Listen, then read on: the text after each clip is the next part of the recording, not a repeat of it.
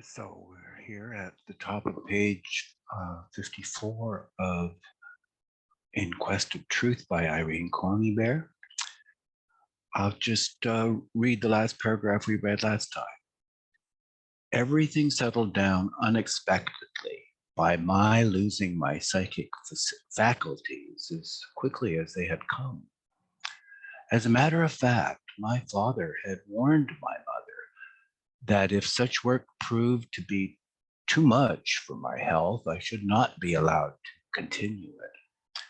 Meanwhile, he assiduously sought to turn my attention to spiritual matters, as there is nothing spiritual about spiritualism. He obviously regretted the rationalistic upbringing of his children and now sought to make amends.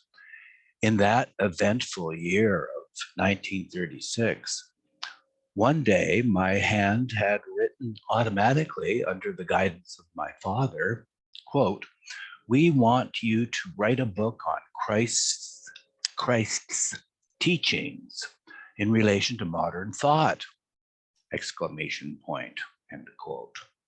Astonished, I had protested that he should find a theologian to do such work, for at that time I was quite incompetent to write on religion. Also, took no interest in it. Then the answer came back, quote, "No, you are a suitable medium for the coming revelations to mankind," end quote. It was also at about this time that my father intimated that I would belong to an entirely new movement coming on earth, and we had to prepare for spiritual revelations hitherto unrevealed in this age. Beyond taking down the usual notes of all that transpired in our communications, I thought no more about this strange and, to me, absurd request. Neither did it appear to be the least possible or practicable that I should ever write a book on such a nature. It was not till more than 20 years later that I wrote Civilization or Chaos. That book does help to bring Christ's teachings in relation with modern thought, since it explains the avataric role of the avatars, also Meher Baba's avataric mission in our age, and his presumed connections in the past with the former avatars of recorded religious history.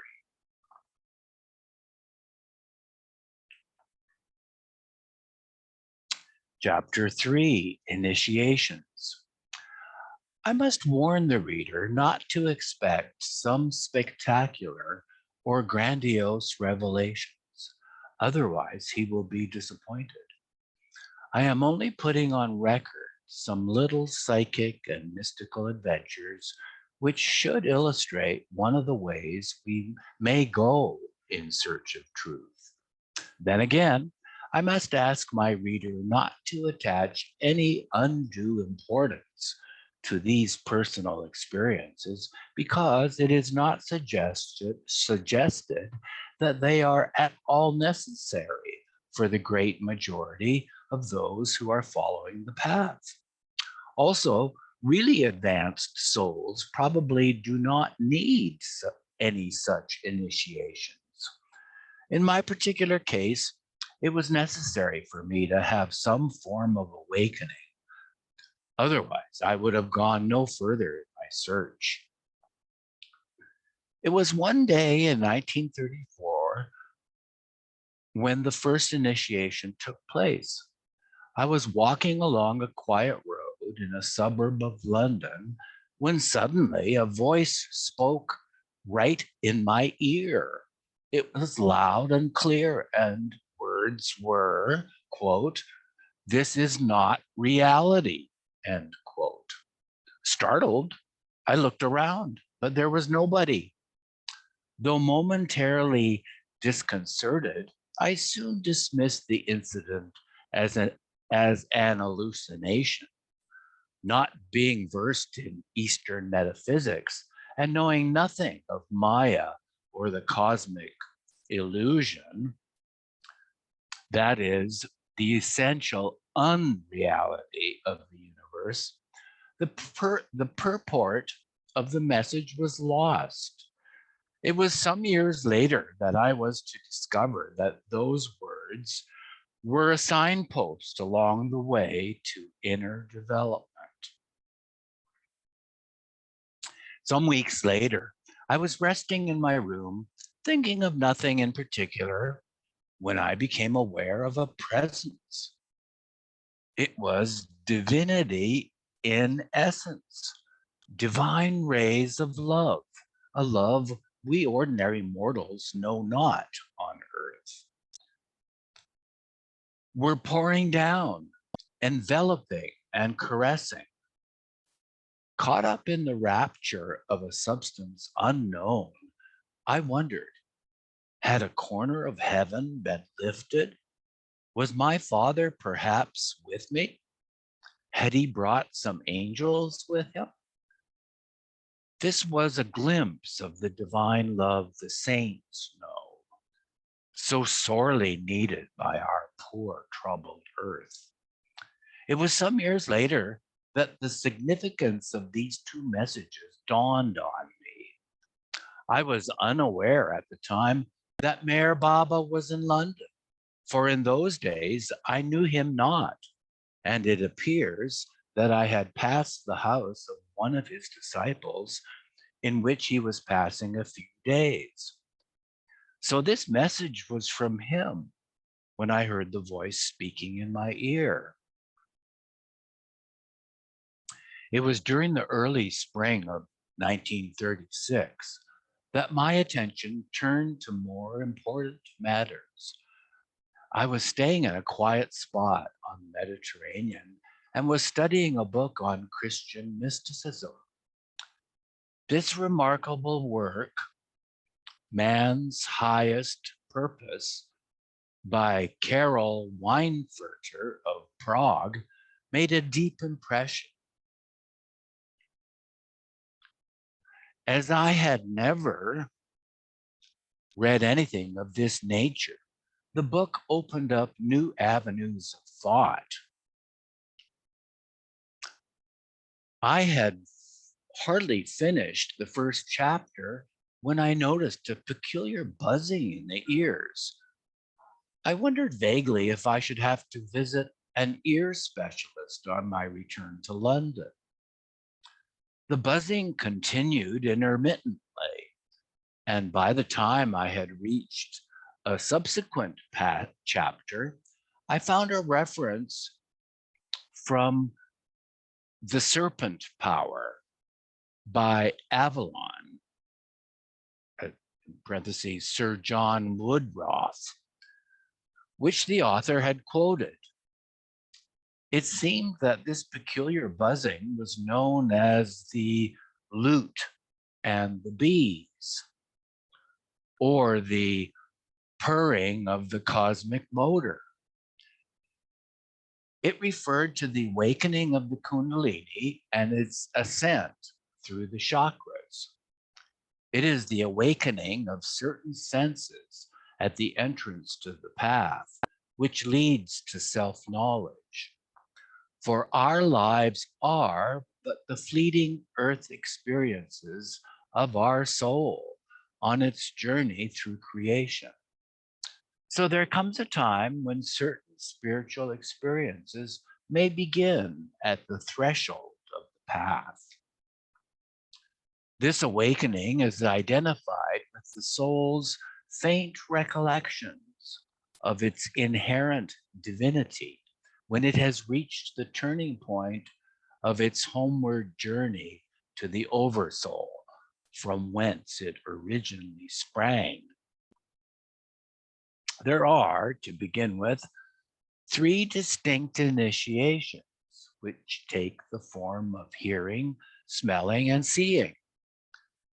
For details, I suggest the reader should read the chapters relating to the various stages on the path by Meher Baba in his discourses. for I can dwell only on my little personal experiences.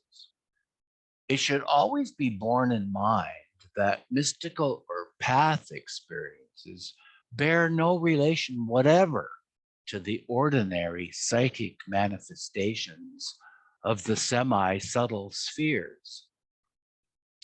It was about this time one day, on returning to my hotel bedroom, that I noticed a very strong scent of flowers, like violets, but I could see no trace of any flowers, only the line of eucalyptus trees that stretched down the avenue toward the sunlit sea. Beyond thinking it odd, I thought no more about it. But this was an initiation.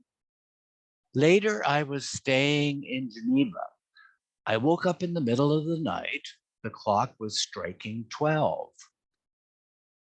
I saw a cube-shaped shaft of light above my head. It was so blinding in its whiteness that I knew I must be seeing it with my inner eye.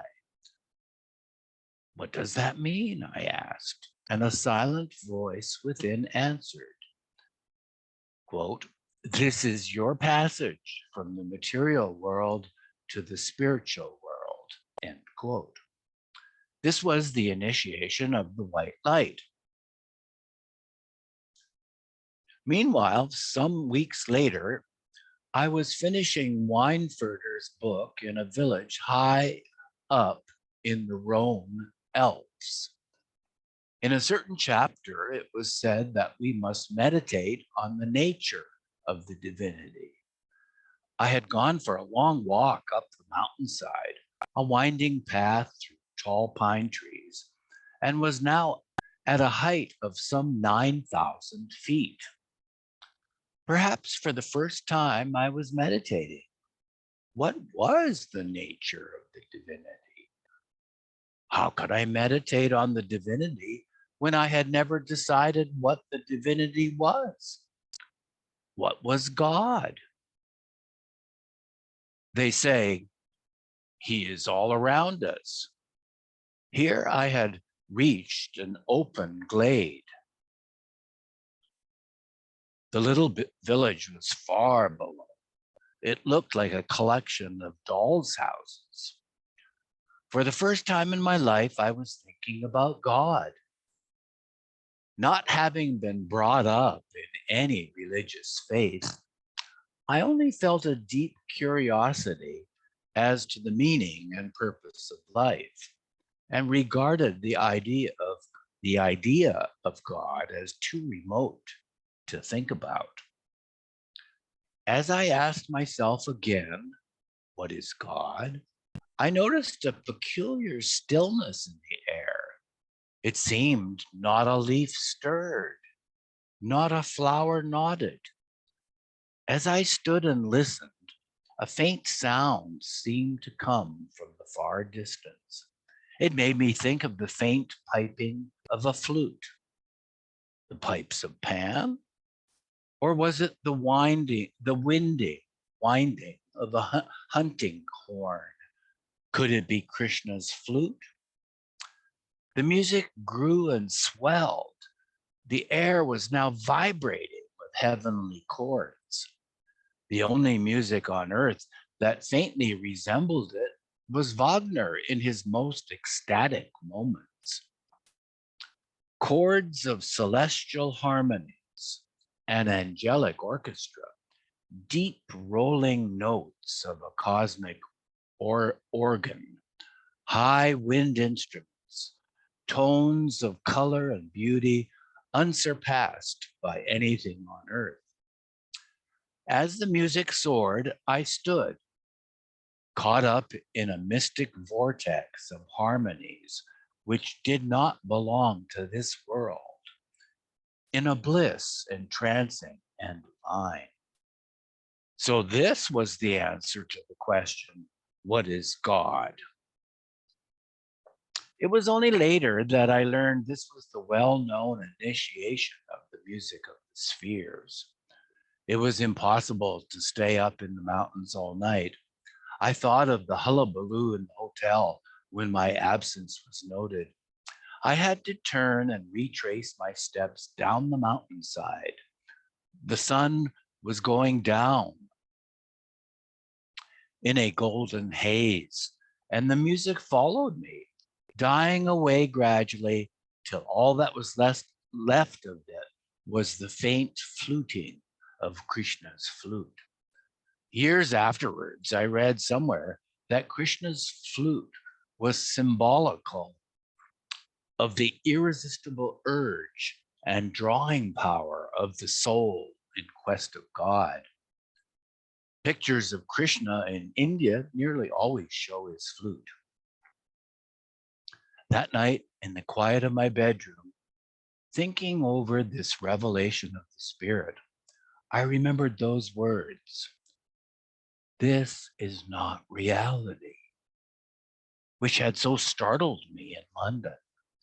Something had happened to me outside the material world of forms.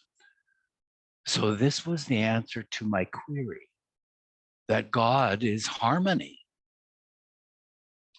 According to esoteric teaching, the entire world is a musical instrument, and the purpose of the 7 great spiritual planes or spheres that man has to ascend before he achieves self-knowledge is to feel the divine pattern or rhythm of the universe, which is dependent on the vibrational quality and power of the cosmic tone. This again depending on the mind of man. Meher Baba has said, one who really hears the music of God in his heart, this is the wonderful music, for it is the original music, loses his bodily consciousness and sees God.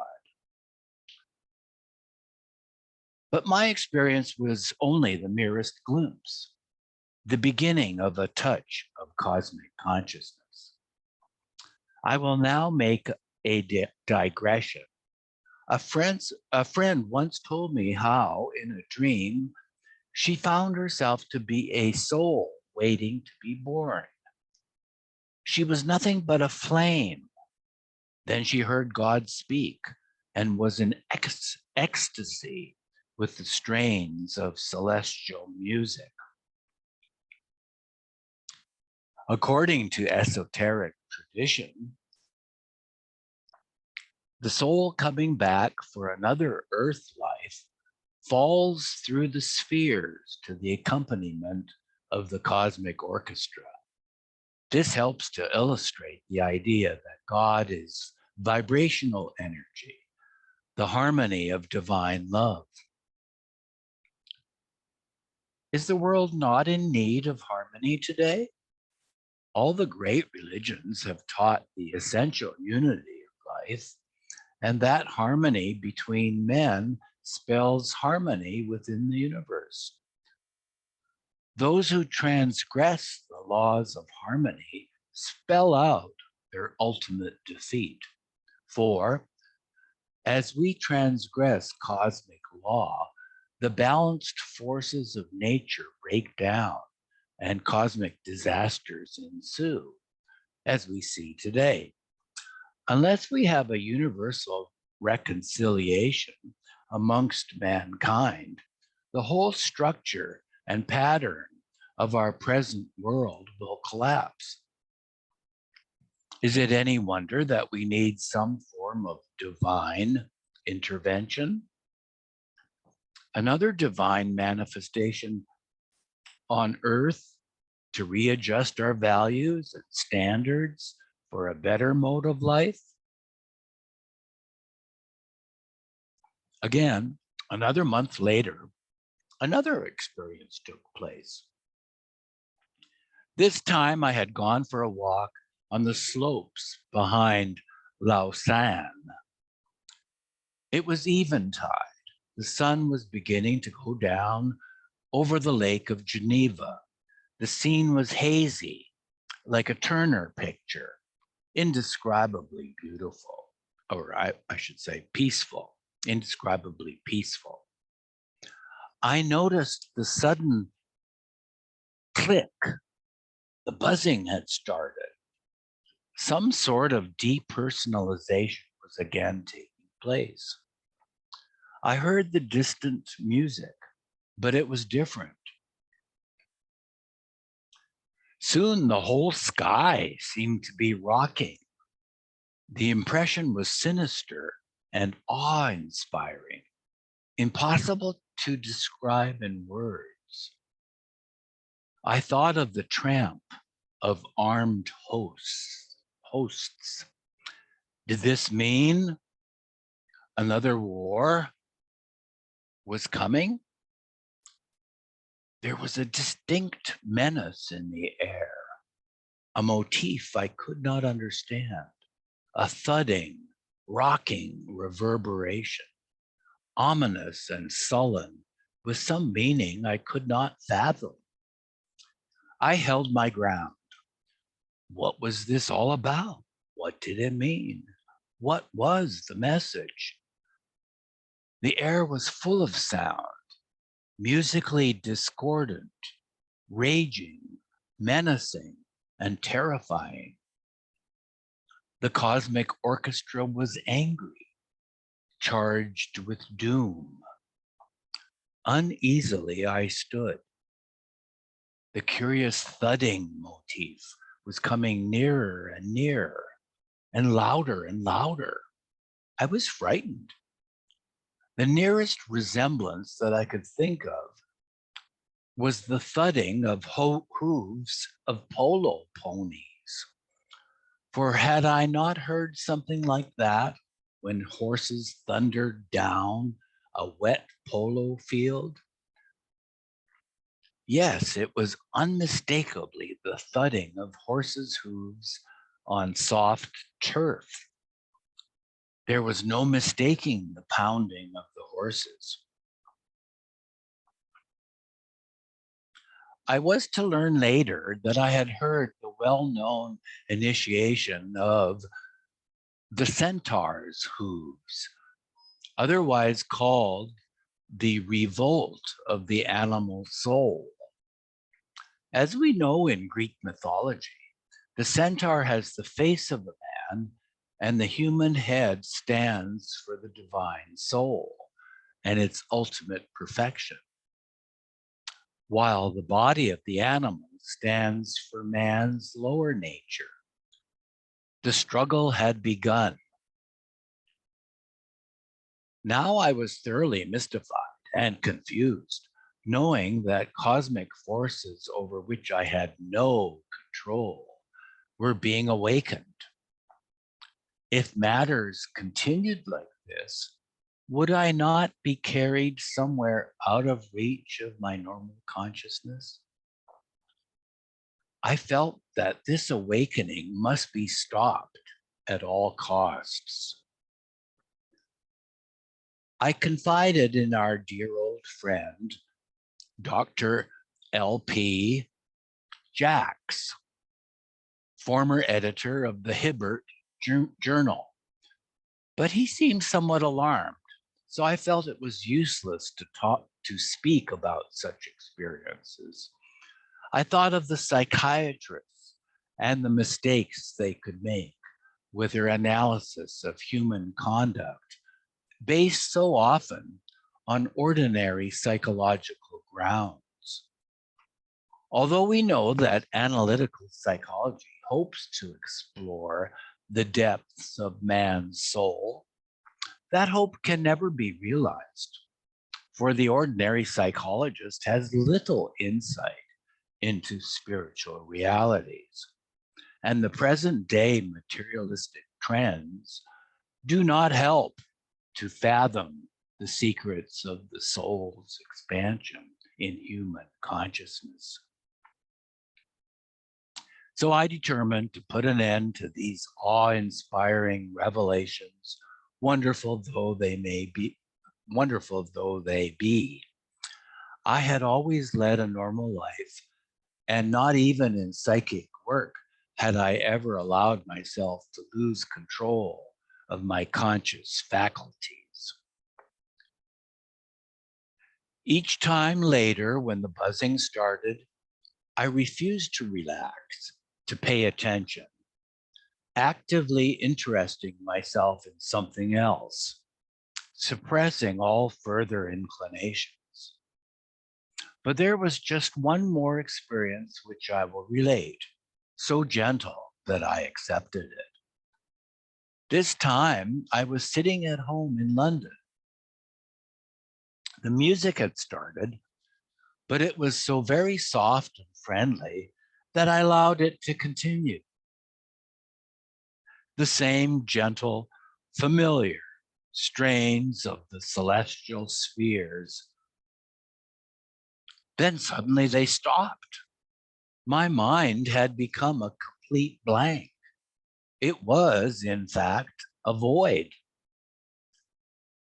Not an idea would come through. It is said we must still the mind to hear the voice of God, but I had never practiced any form of meditation, yet the mind was empty. Not a single thought came through. Then came a vision. It was of a large and handsome sunflower, similar to one I had often admired in a Swiss garden, which came up year after year. Then I heard words spoken silently from within. It said, sunflower, sunflower. There was nothing more. That was all. Meanwhile, I had been able to get in touch with the man who had translated into English man's highest purpose. Though he was a Jew, he became a Christian mystic. He was Austrian and lived in Prague, and he had already explained to me the previous initiations and what they stood for. He had written that I had been a mystic in a former life, and that was why these experiences came so naturally and easily. So I wrote to him about the sunflowers, for I did not understand the symbolical language, not even in so simple a message as that. My new friend wrote, surely you can understand that. It means that the sunflower always turns its face to the sun, to God. It means that you, at last, are turning your face to God. All through the ages, man has received messages from sources outside his usual self. Some have been misleading, but others have been genuine divine revelations from his higher self. For the supreme mind does and can express itself, sometimes symbolically, and at other times directly. This man explained many things to me later when I met him in Prague in 1937. He told me that a new dispensation was coming, that the age-old drama was being rehearsed, that Christ and the apostles were again on earth, preparing for their new mission. But he did not know where they were, but thought they were in India. He went on to tell me how every living creature would get some form of spiritual rebirth in proportion to the degree of its spiritual development. He even said what I would do in the new awakening to come. When I protested, he retorted sardonically, ah, but you do not know what the Spirit can do. The Spirit can change even you. The actions of God take place through men who are instruments necessary for whatever change may be impending. So I was destined to go to India to meet the man whom I believe to be the reincarnation of Jesus, and his men holding the same offices as the apostles of yore. Before concluding this chapter, I feel that I should warn readers that so far as my opinion is concerned, I feel that mystical adventures may be dangerous because the recipient may attach too much importance to them. There are quite a number of sad stories known where men have walked out of their homes at the behest of the spirit, whom they believe to be God. When in America, I made the acquaintance of a dear old man in Hollywood. He was looked upon as a bit of a sage, and a few people would visit him for spiritual advice. He told me his pathetic story, how one day at San Francisco, a voice claiming to be God spoke to him. He was ordered to leave his home and depart. Fortunately, he first of all made over his estate to his wife, leaving her in comfortable circumstances. He was told to go to Los Angeles, taking only $100 and one change of clothing. He was then about 60. However, he was able to obtain a job as a janitor at a Hollywood bank. There he remained a considerable time, and the, quote, voice of God advised him in judicious investments of his salary. So much so that he was able to leave and establish himself in a one-room flat on the famous Hollywood Boulevard. There he sat waiting for his quote unquote call. I could not quite make out what the quote unquote call was to do, but I understood it would give him some form of awakening that would enable him to render great service to mankind. He sat and waited there for many years with nothing happening. When I was leaving America, I went to say goodbye to my poor old friend. He was then over 80, and still the call had not come.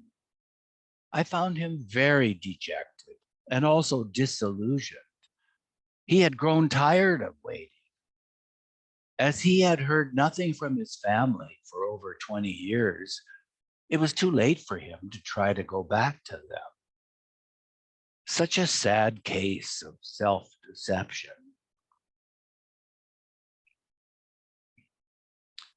It is also sometimes dangerous to associate with people who imagine themselves to be in direct touch with God. One of my mystically advanced friends from Central Europe had come to London for 3 months to do some research work at the British Museum. I do not know what happened, whether he picked up some ghost there, but one evening he came to me very distracted, saying that, quote, the devil had been following, end quote, him all day and was trying to get hold of his manuscript. He asked if he might leave it with me for safety. Of course, I consented to take it. Late that night, on going to bed, I became aware of a long, evil-looking face frowning at me. So Kay had left his devil behind in the flat. I was all alone, my husband being away at the time. This was a most uncomfortable moment. However, I managed to brace myself.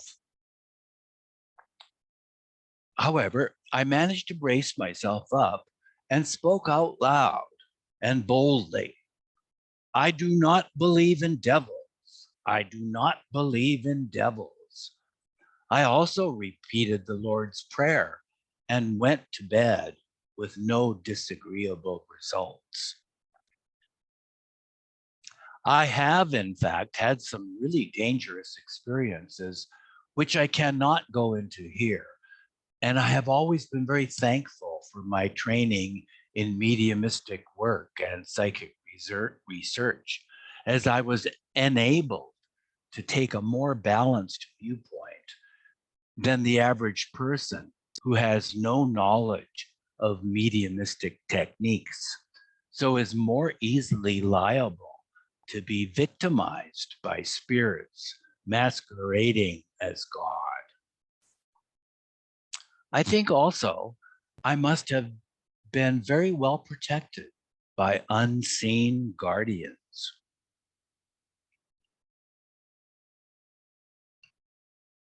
Chapter 4, Paul Brunton's Views on Mare Baba. I certainly had some interesting experiences, amongst them how in 1934 I met Raphael Hirsch, alias Paul Brunton, in London. It was about this time that I was interested in a particular trance medium. Her spirit control was a personality who called himself Abdul Latif, and he claimed to have lived at the time of Saladin.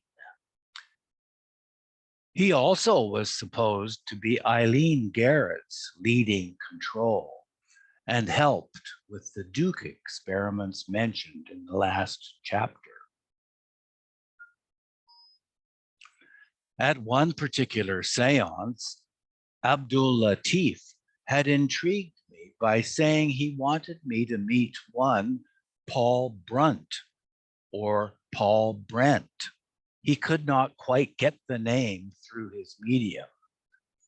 But he asked me after the seance to inquire at the office of the British College of Psychic Science for the address of a certain Mr. X, stating that Mr. X was a friend of Paul and that in this manner I could get acquainted with him. I wrote to Mr. X 2 days later. I had a phone call from Mr. Brunton. I asked him to lunch and he gave me instructions how his food should be prepared.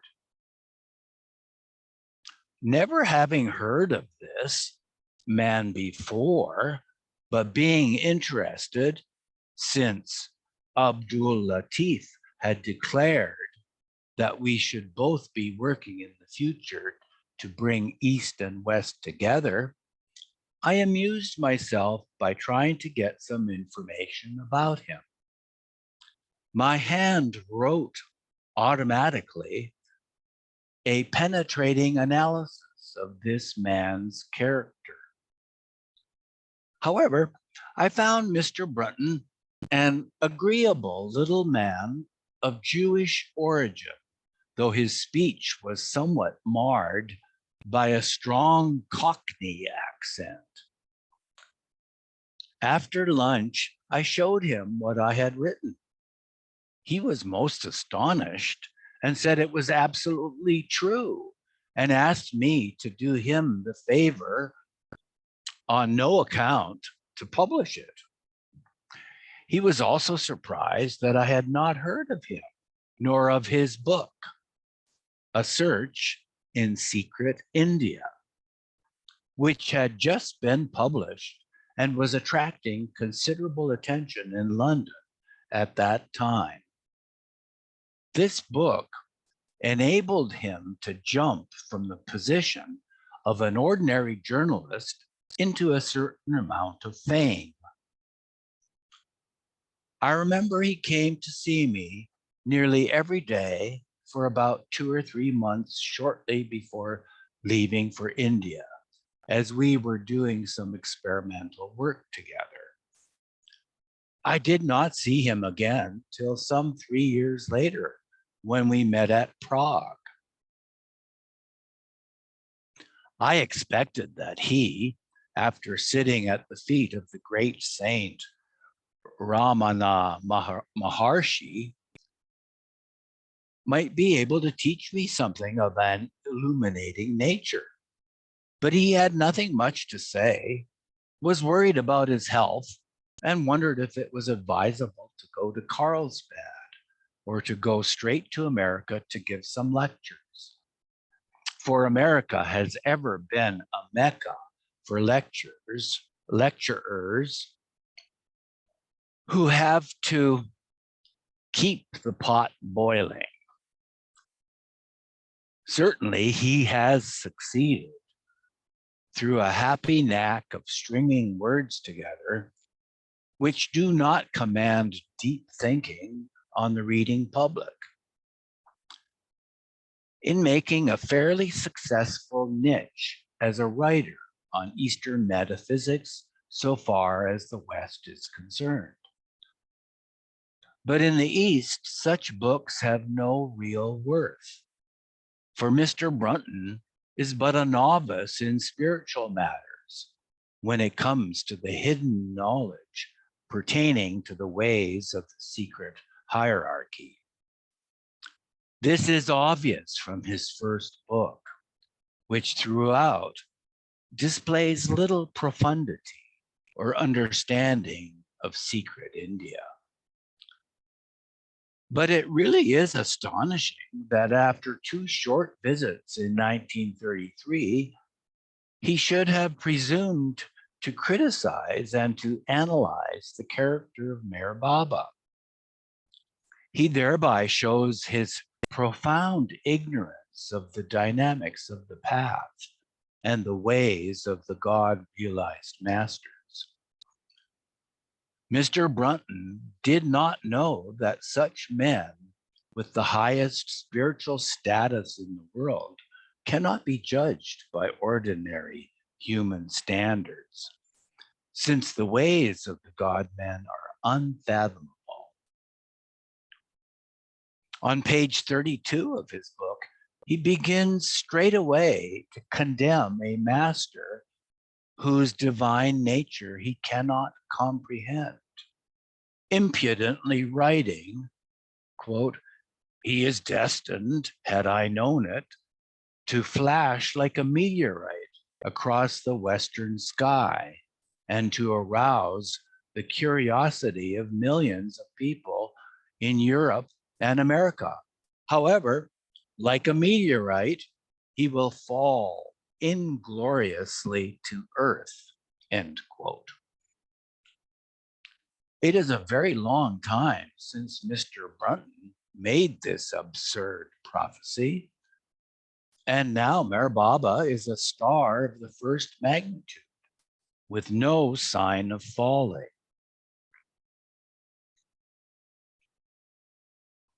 Mr. Brunton complains that we are, quote, brain stupefied followers, end quote, because the master expects complete obedience.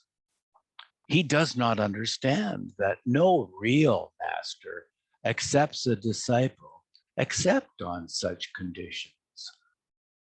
For those who are occupied with the hidden and secret direction of world affairs could not have time for any but those willing to accept strictest discipline and carry out orders, and orders of which they may not understand the significance nor the reasons for which they were given.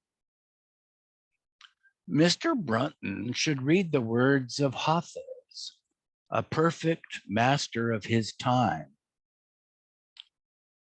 Quote, "Befitting a fortunate slave carry out every command of the master without question of why or what.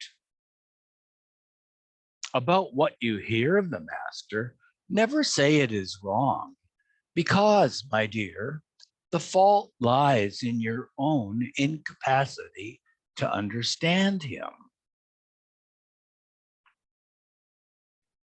Mr. Brunton speaks of the quote unquote frail physique of the master, but how can he judge by appearances? As a matter of fact, in those days, Meher Baba was well known for his extraordinary feats of physical strength, as witnessed by those who knew him in the natural course of their stay with him. If he did not want to move, none could make him budge, not even the strength of 40 men. Even now, I have witnessed his uncanny strength, which bears no relation to his fragile appearance. Also, he is famous for enduring ordeals which no ordinary man would stand. For example, on one occasion long ago, Baba's birthday was being celebrated by a big darshan to the poor. The master had been weakened by a 40 days fast, which was broken only the night before the darshan was to take place. Some 10,000 derelicts, the blind, the maimed, and destitute, filed past Baba as in a parade.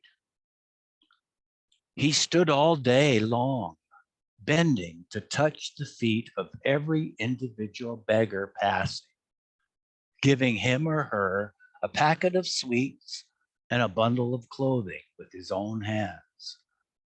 How could he bend continuously to 10,000 persons all in one day? Also remember, it was after a 40 days fast. Then again, Mr. Brunton is horrified that the master should have struck a blow at one of his men, which incapacitated him for quite a while. Here again, the author demonstrates his complete ignorance of the essentials of the spiritual laws that govern the universe. For should the disciple be fortunate enough to receive hurt from the master, he is spiritually benefited because the expenditure of his sanskaras is speeded up. Other masters sometimes act similarly. Mr. Brunton also disparages other masters, such as Upasni Maharaj. His subsequent behavior to Ramana Maharshi caused considerable comment in India. I cannot waste any more time on Mr. Brunton, but I feel I should mention that in 1941, I wrote to him from India, warning him that he would eventually find he had been completely mistaken in his opinion of Meher Baba. And I suggested that he should endeavor to overhaul his statements, retract, or make some form of recantation before it was too late, and his own reputation was thereby injured. However, Mr. Brunton, so far as I know, has remained unrepentant. And there's a note at the bottom: sanskaras are impressions pertaining to past and present life. See Meher Baba's discourses. Here's a good place to stop at chapter 5, Illumination at Aldous Huxley. And this is the top of page 74.